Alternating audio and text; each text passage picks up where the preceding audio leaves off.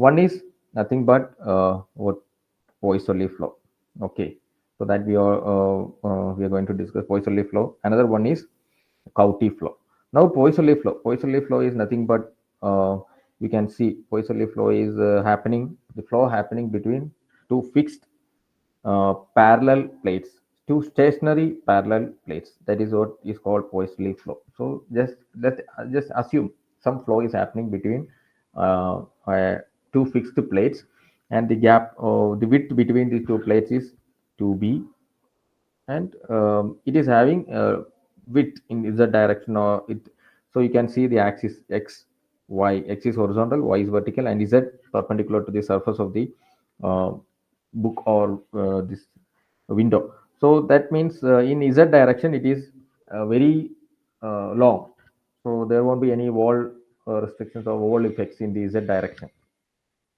Only the wall effects will come in the x direction, sorry, y direction, where the top plate and bottom plate is fixed. Okay, so this is the case. Now how we will detect the Navier-Stokes equations into simplified form?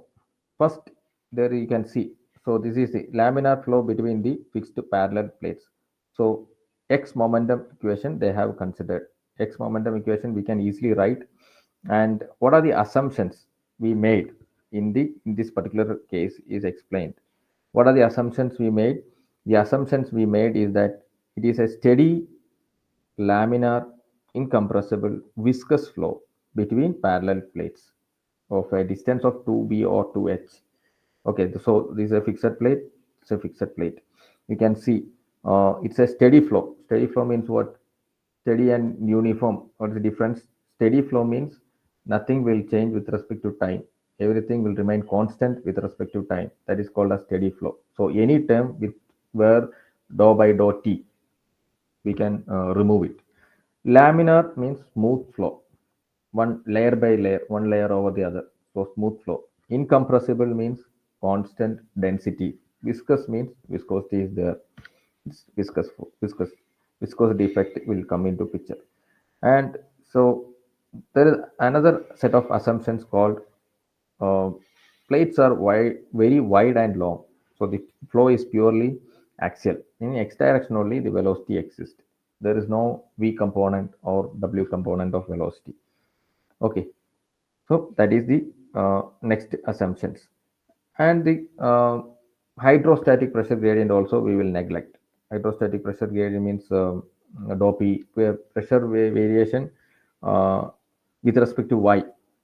Hydrostatic pressure vertical direction, dou p by dou x will not be there. Dou p by dou y will not be there. And obviously dou p by dou z also will not be there, because in the z direction only pressure gradient will exist in the x direction. So the main driving force, one important point you should keep in mind is that in Poiseuille flow, the main driving force is nothing but this pressure gradient. So this flow is arrow. You can see the arrow here. Flow is happening from left to right, left to right. Okay, flow is happening from left to right. So there is a pressure P1 and there is a pressure at P2. So P1 will be greater than P2. So that is what they are saying, high pressure to low pressure. That pressure difference is the driving force of this flow. That you have to keep in mind. Poiseuille flow means flow is happening because of pressure gradient in the x direction. Okay, that you have to keep in mind. Now we will simplify. So since it is steady, first point steady, dou u by dou t equal to 0, then dou u by dou x, that is fully developed. This implies what? Fully developed. That also once, because we are considering the fully developed region only for solving this particular case. So fully developed means there is no change in velocity in x direction. Okay, change in axial velocity in x direction. Okay, now this term will be 0 because already we mentioned that v is equal to 0. V is equal to 0. Here w is equal to 0, so this term will become 0. So non-linear convective term becomes 0.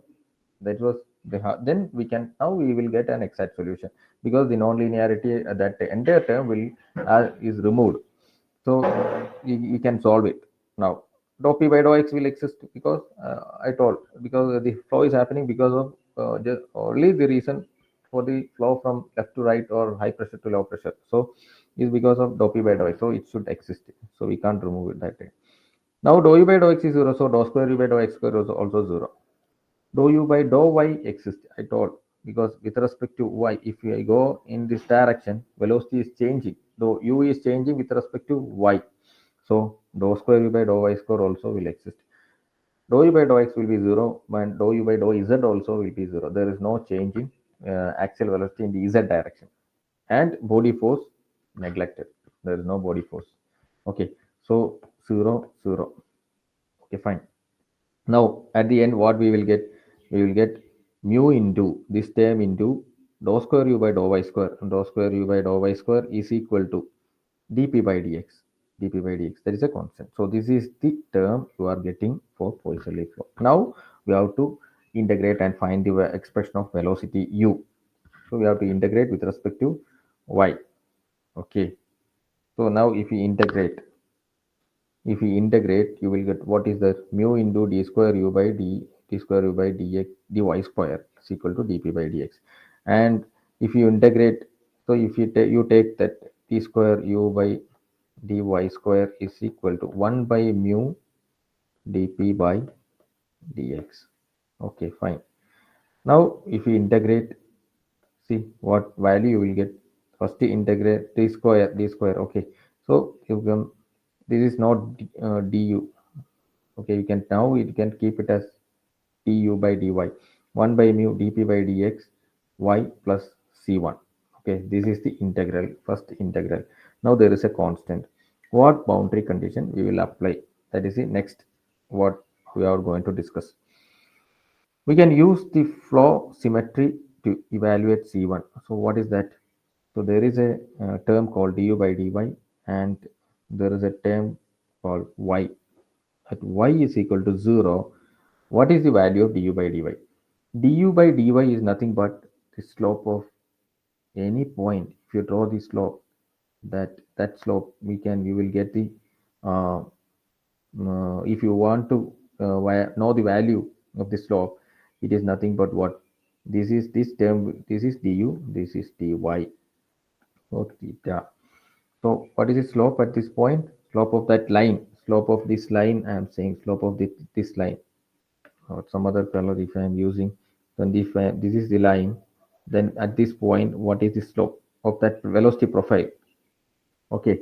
So slope is nothing but I can write it as tan theta is equal to du by dy.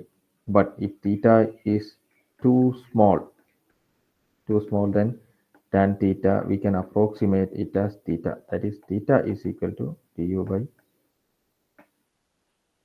dy, you can say. So anyway, so what is the value of theta at uh, or slope at y is equal to 0? So here what we can see, one at y is equal to 0, there you will get a straight line. So you will get a straight line, vertical line. You will get a straight vertical line where du is 0. That means slope du by dy is equal to 0 you will get at y is equal to 0. That you have to substitute. That y is equal to, you have to put y 0 here, then that term will go du by dy is equal to 0. That means c1 is equal to 0. This term will become 0. This term will become 0. That means implies c1 is equal to 0. So this is what we got by from the first boundary condition. Next boundary condition. Now dou u by dou y is equal to 1 by mu dp by dx into y. Well, plus c1, that c1 becomes 0. Now again we have to integrate. So what we have, while integrating, so what you will get, u is equal to 1 by 2 mu dp by dx y square plus c2. So that is c2. So again one constant came. So the how we can solve that, we know that at u is equal to minus h or um, at u is equal to at y is equal to minus h, u is equal to 0, or at y is equal to h, u is equal to 0. If we apply that, we will get c2 is equal to minus 1 by 2 mu dp by dx h square. So that c2 we have to substitute here. then you will get u is equal to 1 by 2 mu dp by dx into y square plus minus of 1 by 2 mu dp by dx h square. So if you simplify, you will get 1 by 2 mu dp by dx common. We can take y square minus h square. Okay. So this is the expression you are getting. And so either we can simplify it into like this u is equal to. But anyway, one thing you have to keep in mind is that it is varying with respect to y square. So the it will be a parabola. So this velocity profile will be a u will vary with the y square. So it will be a parabola that you have to keep in mind. And umax you will get it at what where you will get it at y is equal to 0. So if you put y0 here y0 means it will be umax equal to minus h square by 2 mu dp by dx.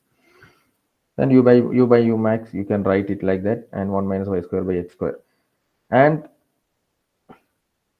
the next important thing is that we can derive the expression for Q, flow rate, from this U. In the flow rate, if you write flow rate equation, so two equations you have to by heart, you have to keep in mind always. M dot is equal to density into area into velocity.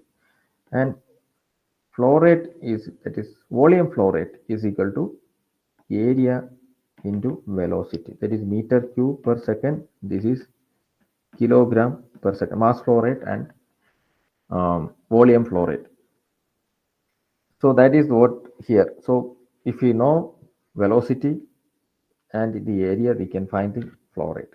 So they are what they are doing is that velocity means, so u into here velocity they took this u value they took, and dy into 1, because dy the small strip they will consider. There is a small strip, so you can see here there is a pipe, okay, and there is a pipe, and there is a small strip, okay, dy, and to this dy how much is the flow rate, that is what they are written, that is flow rate is nothing but u to u velocity, assuming u velocity, flow is at u into dy into 1, this term is area. Okay, one we are considering it as unit width, that is of unit width, unit unit width. Okay, now that is what is called u into dy into 1, and if you integrate from minus h to h, you will get the flow rate, and you will get, ultimately you will get this expression minus 2 h cube by 3 mu dp by dx. So I think you have to keep, this is a rectangular channel that you have to keep in mind always. Okay, so rectangular channel, and so how q is varying with respect to h cube of h cube. Q is proportional to, you can write, that is the thing you have to keep in mind, q is proportional to q, also q is proportional to dp by dx. Okay, so that you have to keep these two things in mind. Problems can be asked how q is varying if the height is doubled, height is height is reduced to half. Now dp by dx doubled, or dp by dx reduced to half, how the flow rate is varying. Or it can, they can ask how velocity will also vary. Okay, velocity, see, velocity is proportional to h square. Velocity is proportional to h square, and velocity is proportional to dp by dx. Okay, fine. So this is the Poiseuille flow, and next is one exact solution. If you are discussing something further, means you have to discuss about the numericals from this particular part, that we can solve in our class.